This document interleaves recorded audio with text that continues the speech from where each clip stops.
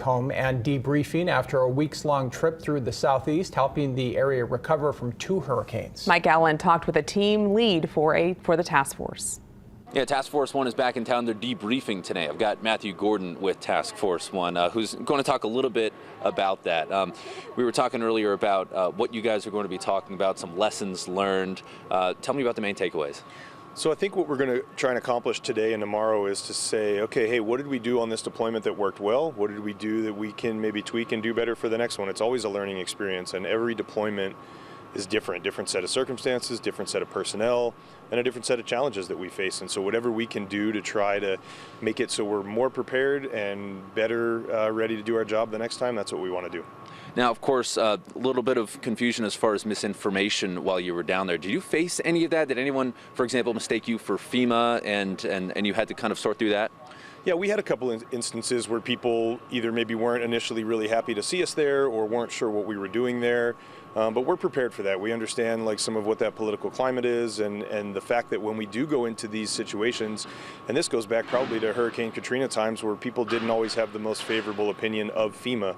And so we know that when we go in there, we're trying to make sure we're putting a good face forward. We're representing the federal government, we're representing our local task force, and also representing all of our home agencies as well. And so it's important that we go out and we make a good showing out there, we work hard, and we put a good image out there to whoever we're trying to help.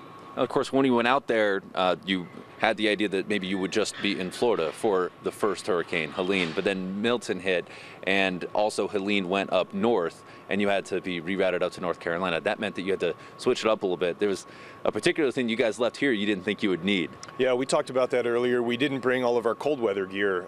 Typically on a deployment, we'll bring all of our response equipment, and we have all of our personal equipment that we bring, but we don't always think about that it's going to be cold. And when you think about going to Florida for a hurricane response, bringing a winter coat doesn't exactly seem like something you're going to need. But then once we got turned around after we left from the Milton response and we were sent back up to North Carolina, we realized we needed to get some additional cold weather gear. So we made it work. Nice little stop at Walmart and everybody's happy. Well, Matthew, thank you so much again for that. Really appreciate it. And again, Task Force 1 just got back recently. They're going to be debriefing today, talking about the things that Mr. Gordon was talking about. You know, what we can learn from this experience. There's only really so much, he says, that you can train for.